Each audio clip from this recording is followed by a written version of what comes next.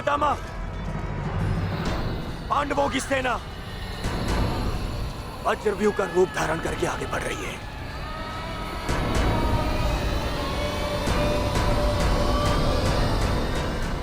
पितामह, पितामह, सुन रहे हैं आप? याद भी है कि यहाँ क्या चल रहा है? पितामह, आप क्या कर रहे हैं? आप कौरवों की सेना के सेनापति हैं। हम सबको आपके आदेश की प्रतीक्षा है पितामह। कुछ बोलिए, कुछ बोलिए पितामह। हम कुछ नहीं करेंगे गंधार राज।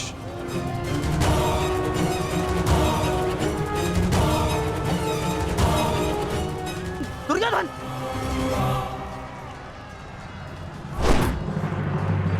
देखना अभिमन्यु, पताका मैं ही लेकर रहूंगा। तुम्हें गंभीरता से ना लेने के लिए क्षमा करना मित्र, परंतु मुझे स्मरण है जब विराट की युद्ध भूमि पर तुम मेरे पिता श्री अर्जुन के साथ थे तब वहाँ क्या घटित हुआ था। समय बदल गया है अभिमन्यु, और हालात भी। अब केवल विषय वर्तमान का ये युद्ध है। देखना, मैं यह पताका लेकर ही रहूंगा। ठीक है, तुम पताका ले आना और मैं स्वयं तुम्हें शिविर तक उठाकर लेकर जाऊंगा। सारथी, शीघ्रता करो।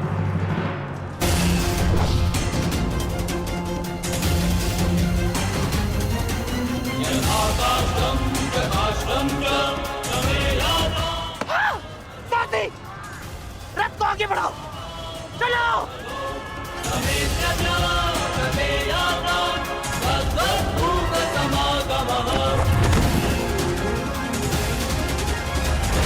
पितामह, कुछ तो बोलिए। अब कौन क्यों है? कुरुक्षेत्र में प्रवेश के पश्चात तो आपने वचन दिया था, वो याद है आपको? मुझे अपना दिया हुआ हर एक वचन स्मरण है दुर्योधन।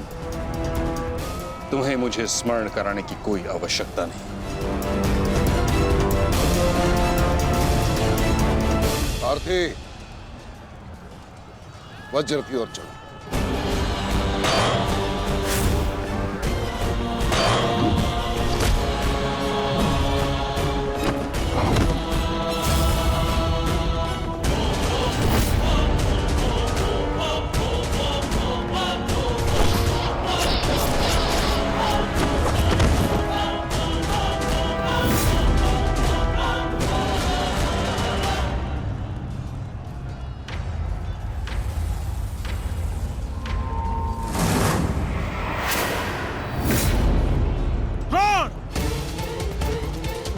तुम्हारे और मेरे बीच जो कुछ भी हुआ उसके लिए हम एक दूसरे को क्षमा कर चुके हैं, किंतु अब मेरे पास तुम्हारे साथ युद्ध करने का कोई भी कारण शेष नहीं है। कारण है द्रुपद, तुम्हारी पुत्री द्रौपदी का वस्त्र हरण।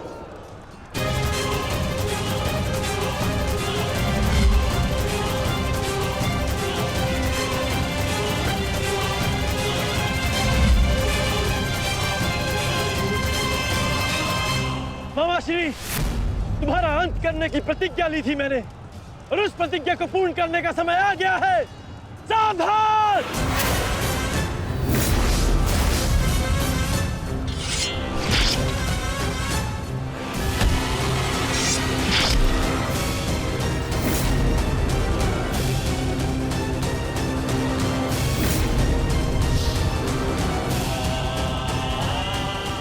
सावधान द्रोण!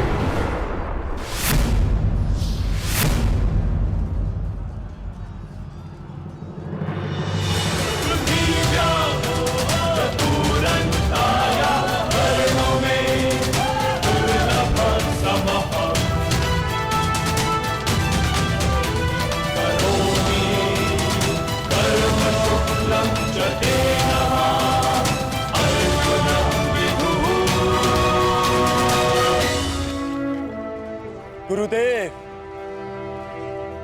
युद्ध से पूर्व एक शिष्य के लिए उसके गुरु का आशीर्वाद लेना अनिवार्य है।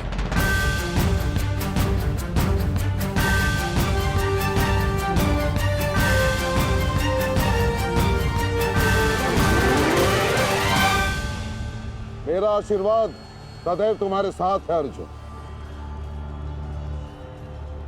कभी अनुमान नहीं लगाया था गुरुदेव, जिससे युद्ध कला और धनुर्विद्या सीखी, एक दिन उसी के विरुद्ध इसका उपयोग करना पड़ेगा। तुम केवल अपने कर्तव्य का पालन करो अर्जुन। ये युद्धशाला नहीं, ये समस्त युद्ध भूमि है और यहाँ का हर एक विपक्षी केवल और केवल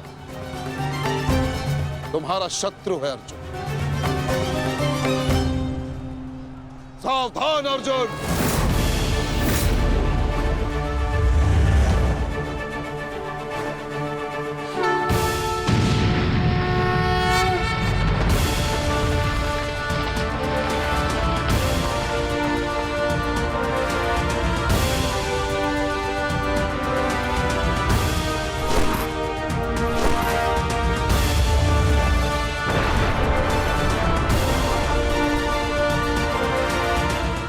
धृष्टद्युम्न, गुरु द्रोण अर्जुन के मार्ग में आ रहे हैं।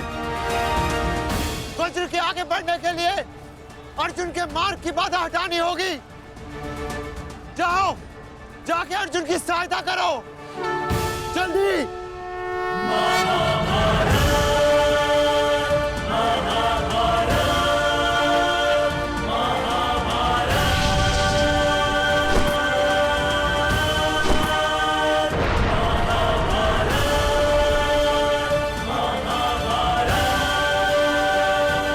युवराज दुर्योधन, यदि युद्ध के सारे निर्णय तुम्हें ही लेने हैं तो मुझे सेनापति बनाने की क्या आवश्यकता थी?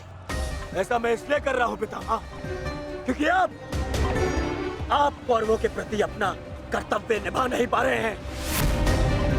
आप यहाँ मौन रहने के लिए नहीं, कौरव सेना का नेतृत्व करने के लिए आए हैं।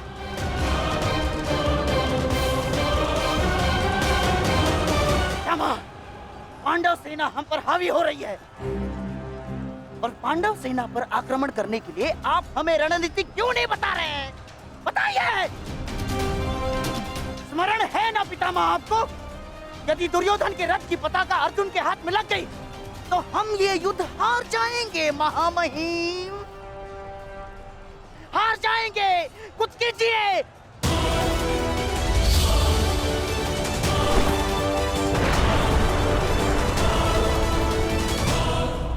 युवराज को मैंने ऐसे व्यर्थ वचन लेने के लिए कदापि नहीं कहा था। अब युवराज दुर्योधन को इसका परिणाम स्वयं भुगतना होगा। और रही बात मेरे आदेश की, तो अभी आक्रमण में समय शेष है। ये कैसी बातें कर रहे हैं आप? इसीलिए मैंने आपसे कहा था, क्या मैं पितामह से अधिक मित्रकाल की आवश्यकता है। अब देखिए क्या स्थिति हो गई है हमारी।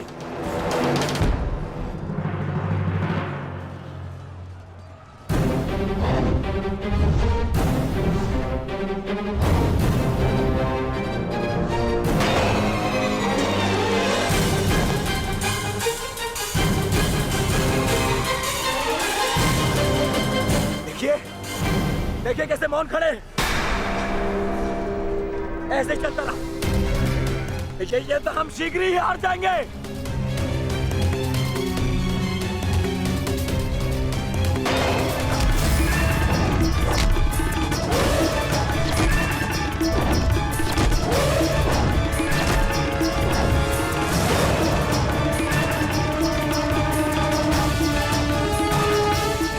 मेरे पिताश्री के पास जाकर पुनः युद्ध कला सीखो भीम।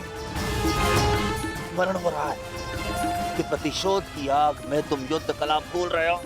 यदि तुम मेरे हाथों जीवित बचकर शोध थामा तो मैं अवश्य ऐसा करूंगा।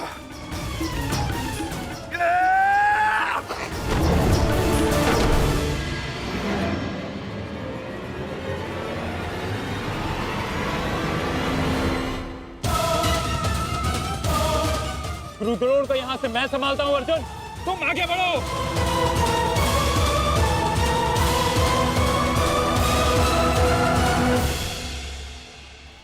आगे बढ़ने का समय आ गया है पार्थ। द्रोणाचार्य के साथ युद्ध करके हमारा समय व्यर्थ हो रहा है। हमें अपने वज्र को उचित स्थान पर पहुंचाना अति आवश्यक है पार्थ।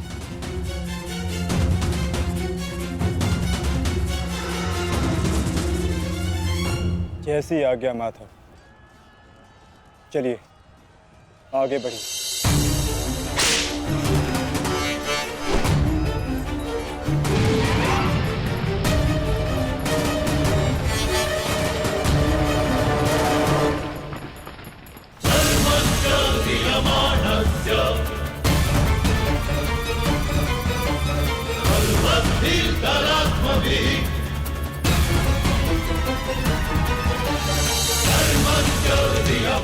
मेरे होने वाले सम्राट, शत्रु का वज्र आगे बढ़ रहा है।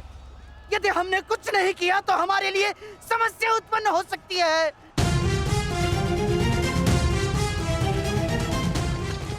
कुछ करो मेरे होने वाले सम्राट, कुछ करो।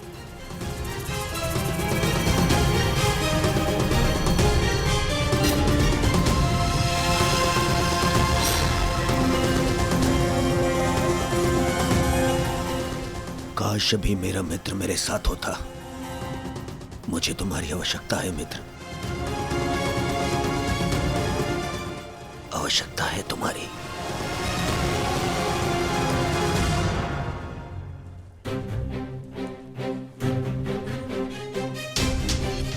ये कैसी अनुभूति है। ऐसा प्रतीत हो रहा है जैसे मेरे मित्र को मेरी सहायता की आवश्यकता है।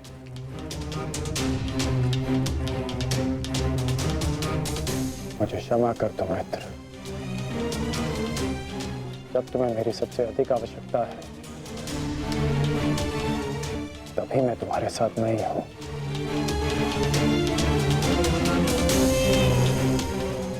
सैनिक, जाओ जाकर पता लगाओ कि युद्ध में क्या चल रहा है। जो आज्ञा महाराज।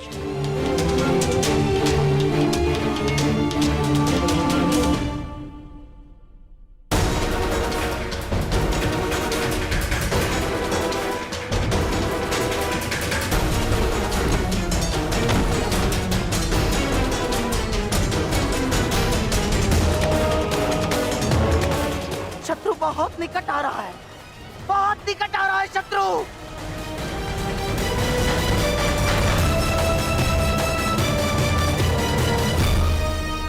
माधव, वो रहा दुर्योधन। उसे बंदी बनाने का समय आ गया है।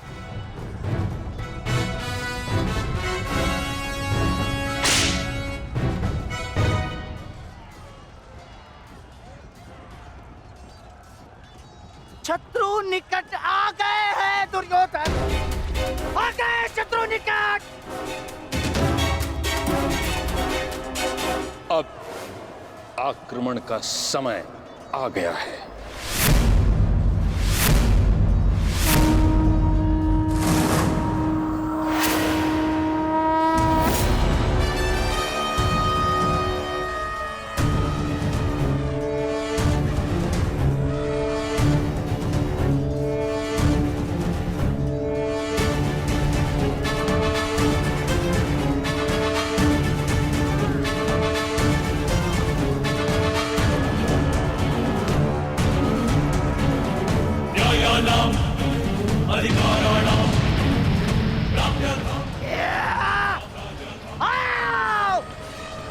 आओ मेरे प्यारे बंधु, आजा।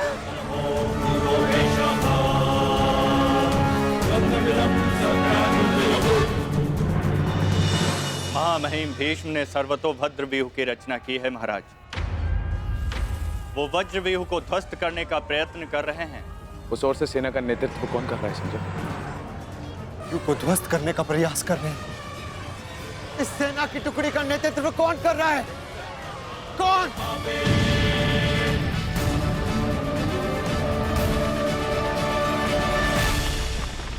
वज्र पर चारों ओर से आक्रमण कर दिया गया है।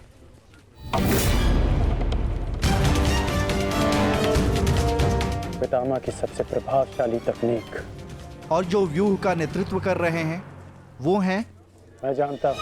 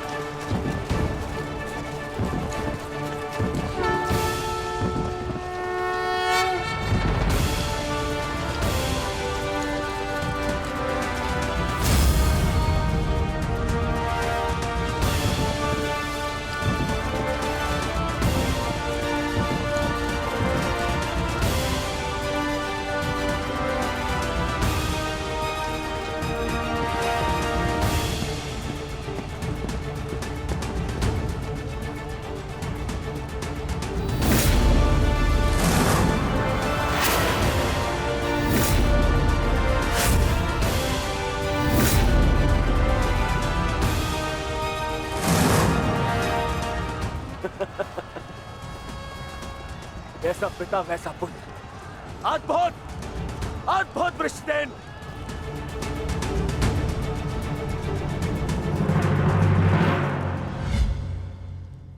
सर्वतोभद्र व्यूह के विषय में जानते हो?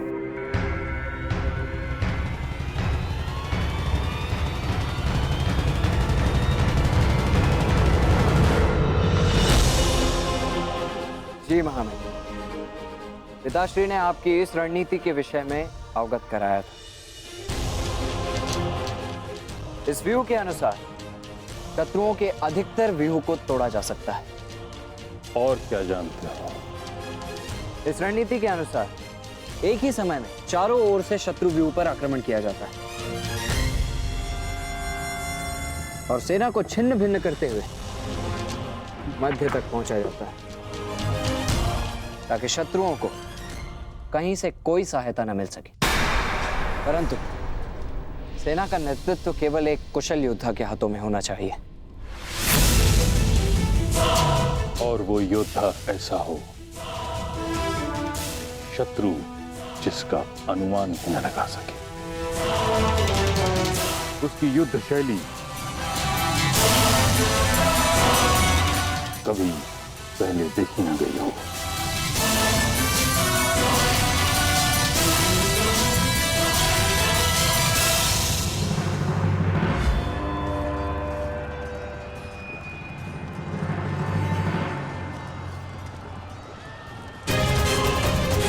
आक्रमण करो वत्स।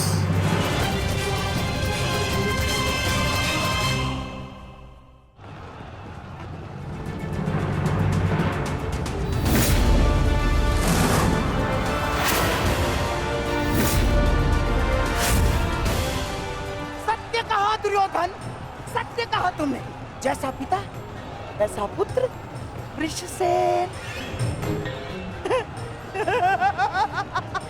अद्भुत योद्धा है वृषसेन। कर्ण नहीं है तो क्या हुआ, वृषसेन है ना हमारे पास। वृषसेन लड़ो।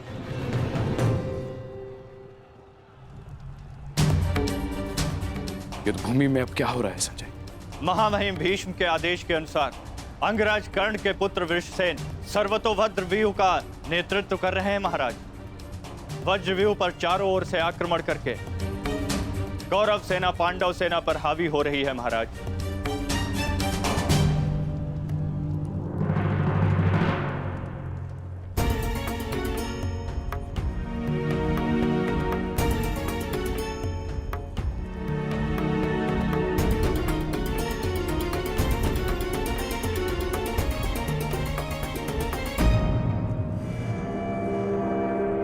जब तक मैं युद्ध भूमि में हूं तब तक कर्ण युद्ध भूमि से दूर रहेगा।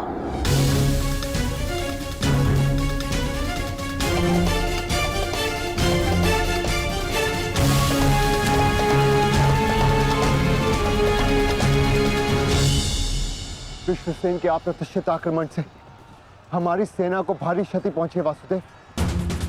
अब हमें क्या करना चाहिए? विपक्ष ने वज्र को तो रोक दिया, परंतु वज्र की नोक अभी भी प्रहार करने में सक्षम है धर्मराज। तुम समझ रहे हो ना पार्थ?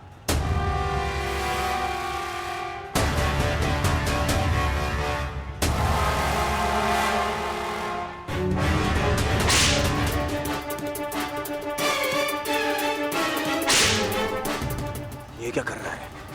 तुम्हारी मूर्खता का लाभ उठा रहा है दुर्योधन।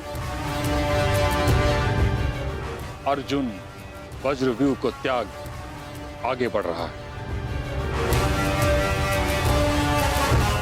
हमने उनके वज्रव्यूह को तो निष्क्रिय कर दिया है दुर्योधन,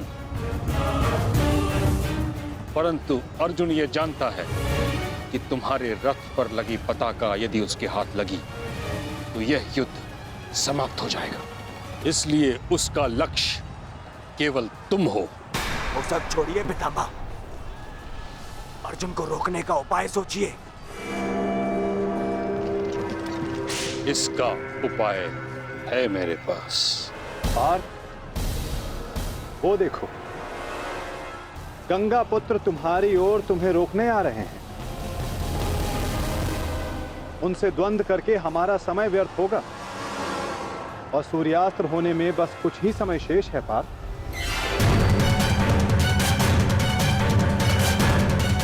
गंगा पुत्र का तुम्हारे मार्ग से हटना आवश्यक है।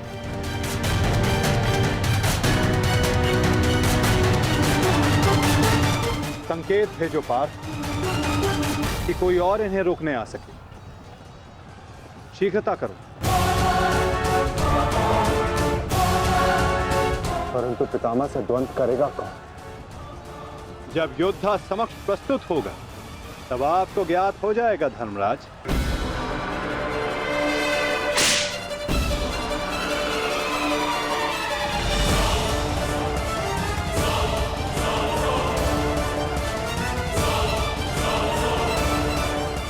यह अर्जुन नहीं तो कौन है?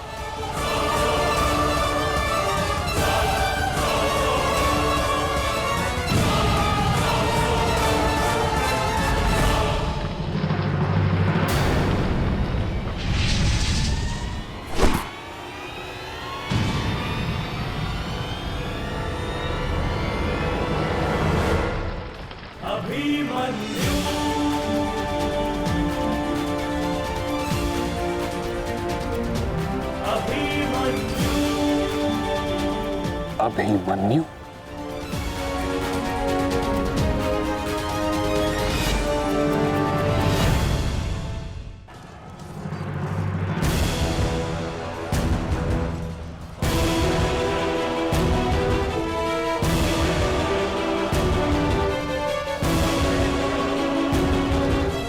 प्रणिपात प्रपितामह।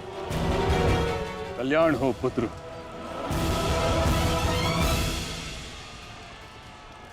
किंतु क्या अपने ही प्रपितामह का मार्ग रोकना उचित है? मैं तो केवल अपने धर्म का पालन कर रहा हूँ प्रपितामह। वही कर रहा हूँ जो मेरे पिता ने अपने पितामह से सीखा और जो मुझे सिखाए।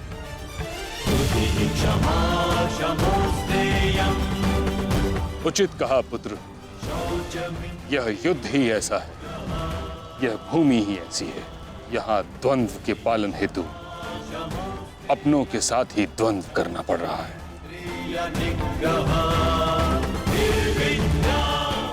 मुझे तुम पर गर्व है कि तुम परम निष्ठा और साहस से अपने कर्तव्य का पालन कर रहे हो, किंतु ये मेरा दुर्भाग्य है कि तुम मेरे साथ नहीं, मेरे विरुद्ध हो। और इसी कारण आपके प्रहार को रोकना मेरा कर्तव्य बन जाता है प्रपितामह।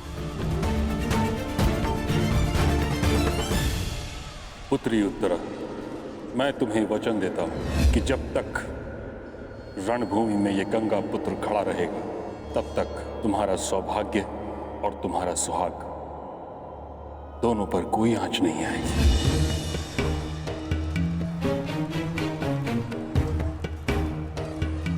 स्नेह और प्रेम के अतिरिक्त तुम्हें देने के लिए मेरे पास कुछ भी नहीं,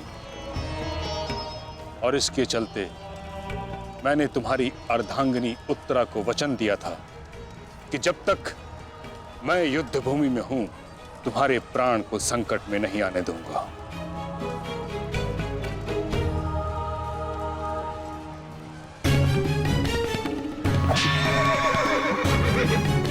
ये क्या कह रहे हैं पितामह? ये युद्ध है और ये हमारा शत्रु, इसकी रक्षा नहीं करनी है, आपको इसका वध करना है।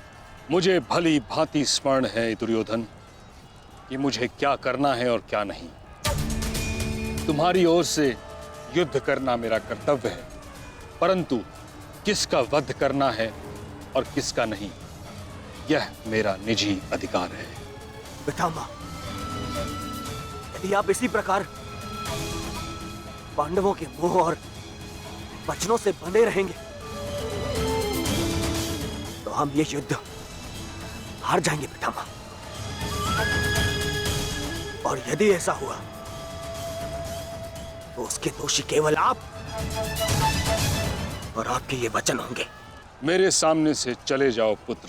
क्षमा कीजिए पितामह, जिस प्रकार मेरे प्रति आपका प्रेम भाव आपको मुझ पर आक्रमण करने से रोक रहा है, उसी प्रकार मेरे परिवार के प्रति ये मेरा कर्तव्य है कि मैं आपको आगे बढ़ने ना दूं। मैं तुमको क्षति नहीं पहुंचा सकता पुत्र, परंतु इसका अर्थ ये नहीं कि मैं आगे नहीं बढ़ सकता। सारथी, साधु पुत्र, किंतु अगली बार मत चूकना। प्रपितामह, या तो द्वंद्व कीजिए या समर्पण कीजिए।